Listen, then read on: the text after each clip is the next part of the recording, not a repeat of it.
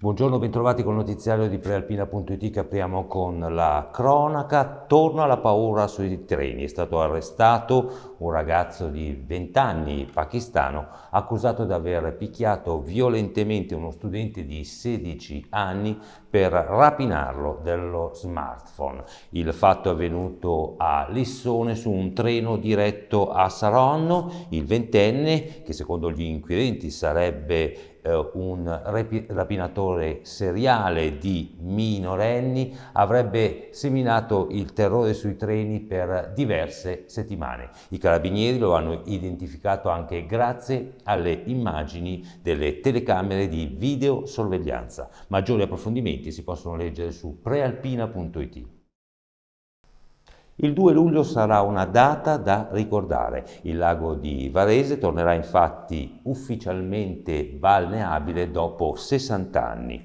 Un miracolo frutto dell'impegno durato alcuni anni da parte di tutti i soggetti interessati, ha annunciato l'assessore regionale all'ambiente Raffaele Caltaneo al termine della riunione con i comuni rivieraschi, con ATS e ARPA. Il ritorno alla balneazione avviene sulla base dei risultati dei monitoraggi integrati che sono stati intensificati negli ultimi 2 mesi e hanno mostrato una situazione di totale conformità rispetto ai limiti normativi e danno quindi garanzie di assoluta sicurezza.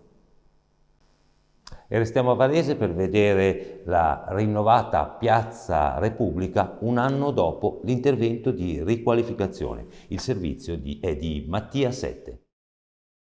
La rinnovata Piazza Repubblica con masselli di granito sente già il peso dell'usura.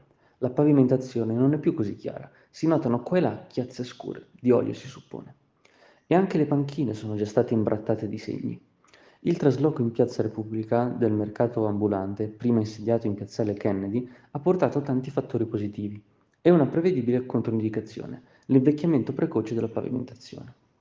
I furgoni, che solcano l'area 4 giorni alla settimana, lasciano inevitabilmente il segno.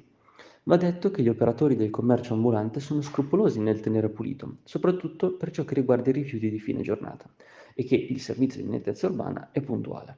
Ma l'usura dovuta al passaggio dei furgoni è ben diversa da quella di una piazza dove non salgono abitualmente veicoli. C'è una forma di pulizia che la possa rimettere a lucido come un anno fa, quando venne completata? Se sì, andrebbe effettuata in vista dell'estate. Adesso a Taino che ha accolto in festa Alessandro Covi, grande protagonista al Giro d'Italia e protagonista del capolavoro alla Marmolada. Vediamo il servizio di Luca Spriano con le immagini di Alessandro Perrone. La festa, l'emozione, l'orgoglio. Dopo l'impresa alla Marmolada e la passerella a Verona, Alessandro Covi ha ricevuto ieri l'abbraccio della sua Taino. Il Puma della Emirates è stato affettuosamente assediato dai tifosi. Sono orgoglioso di rappresentare Taino, ha scandito Covi, raccontando poi l'avventura al Giro d'Italia e snocciolando i prossimi impegni. Giovedì, Giro dell'Appennino, poi il Giro di Svizzera dal 12 al 19 giugno e il campionato italiano il 26 giugno.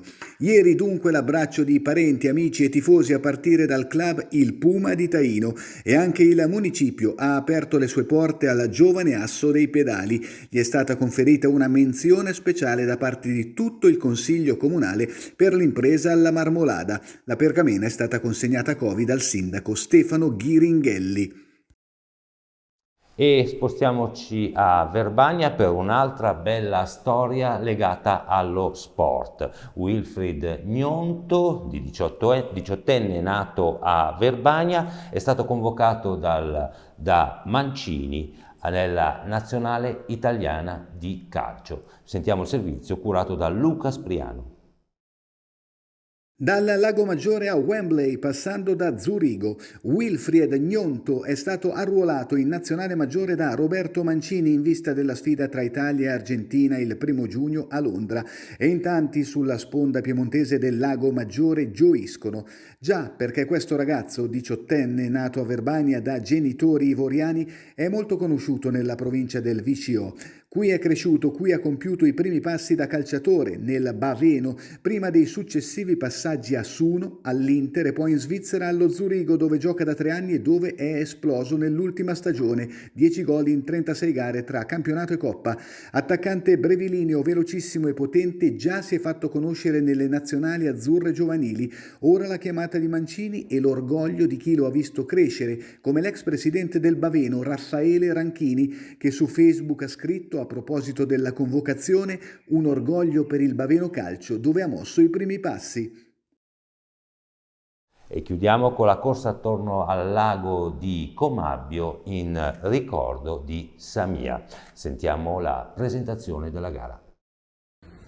Siamo alla vigilia della gara Corri con Samia, lago di Comabbio Run, organizzata da Africa Sport e da Whirlpool, che ci sarà domenica prossima. Ecco alcuni dettagli. Sono Marco Rampi, benvenuti a tutti a questa 8ª edizione della Corri con Samia Lago di Comabbio Run, che si svolge lungo la bella e panoramica pista ciclopedonale che ruota tutto attorno al lago di Comabbio. Partenza alle ore 9 di domenica, iscrizioni aperte fino a giovedì sulla piattaforma Endu e in giornata si potranno fare sia il sabato pomeriggio che la domenica mattina prima della gara. È un momento per noi come Associazione Africa Sport importante per ricordare Samia, un'atleta olimpionica somala che è morta durante il percorso migratorio nel mare Mediterraneo.